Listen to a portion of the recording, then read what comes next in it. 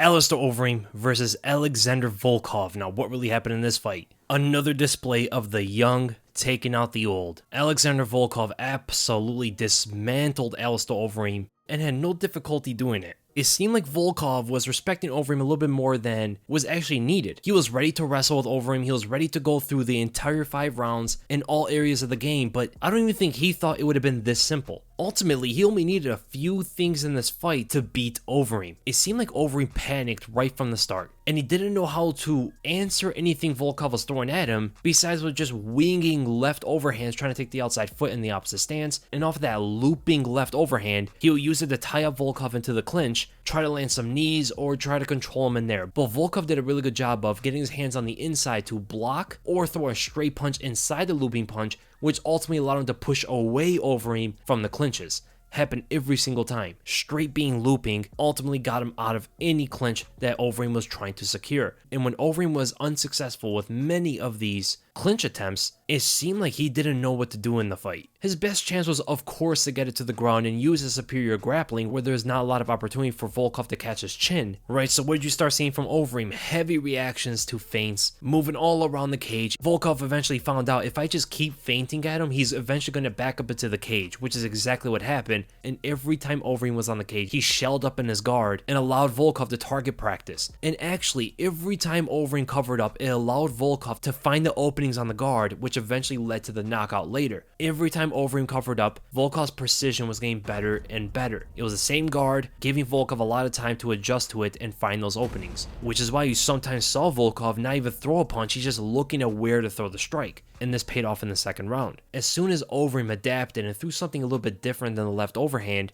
he actually did catch Volkov. He threw the right uppercut. Instead, a completely different punch from a different hand in a different angle that Volkov just did not see coming. Volkov was kind of getting conditioned to what Alistair Overeem was doing, but the difference here was Overeem never really changed it up. And the two things that showed me that Overeem got so much older were, one, he was very slow in the fight. He did not have the speed that he's known for. Throwing that left hand, throwing the kicks, all sort of stuff. He was always known to be a very fast heavyweight. And the other thing was, he didn't see any of these punches coming at him. He didn't see the jab, he didn't see the right straight. Every time Volkov popped off with those straight punches, he was landing on Overeem's chin. Overeem was focused, he had his hands up, but he still could not react to these punches. There was a point where Volkov literally was throwing just jabs, consecutive jabs landing on Overeem, and Overeem never was able to defend them. Even though they're in opposite stances, which can be easier to defend the jabs, it just never happened. And the other thing that was very strange from Overeem, it kind of showed his lacking of distance management. He would shift or switch stance too close and he would get intercepted for it. So he'd go from orthodox, switch into southpaw, but he's way too close on such a long Volkov and simply gets intercepted by a 1-2 combination. He does it again and walks right into a right straight. Very strange to see from Alistair Overeem, man. And ultimately that 2-3 combination, the straight right left hook around the guard, was finding home and eventually finished off this fight, man. Just target practicing around the guard, and Volkov was able to get an easy finish over such a veteran, one of the greatest heavyweights of all time in Alistair Overeem. And looking at that one sequence where it was kind of debatable as to whether Volkov knocked down Alistair Overeem or he pushed his head and caused Overeem to lose balance. The more I look at it, the more it does look like Alistair Overeem did not necessarily get rocked and dropped. So he goes and fires out an awkward left straight uppercut hybrid of a punch, switches stances forward, gets into the orthodox stance, and looks to throw another looping left hook, which is now his lead hand, as Volkov simply pulls away from the first, ducks under the big telegraph of the looping punch, and he simply pushes Alistair Overeem's chin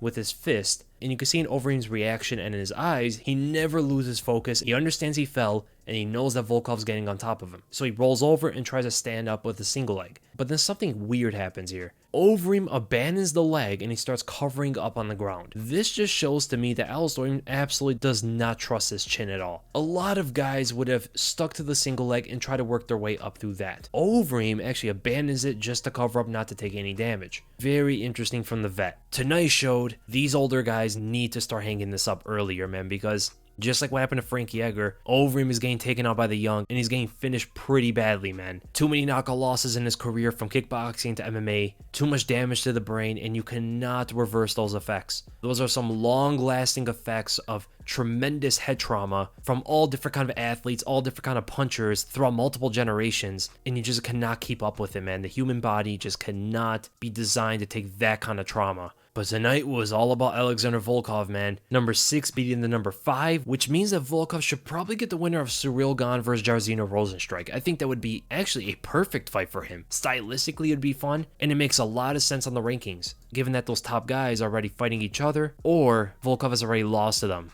Derek Lewis and Curtis Blades. And as for Alistair Overeem, I would like to see him retired, man. He's done very well for his career, one of the greatest heavyweights of all time, but this knockout loss it's going to set him back quite a bit. Maybe not rankings wise, but in his ability to fight anywhere his optimal form. So I hope you guys enjoyed the breakdown. If you did, make sure to thumbs up. If you enjoyed my content, make sure to subscribe, and I'll see you guys in the next video.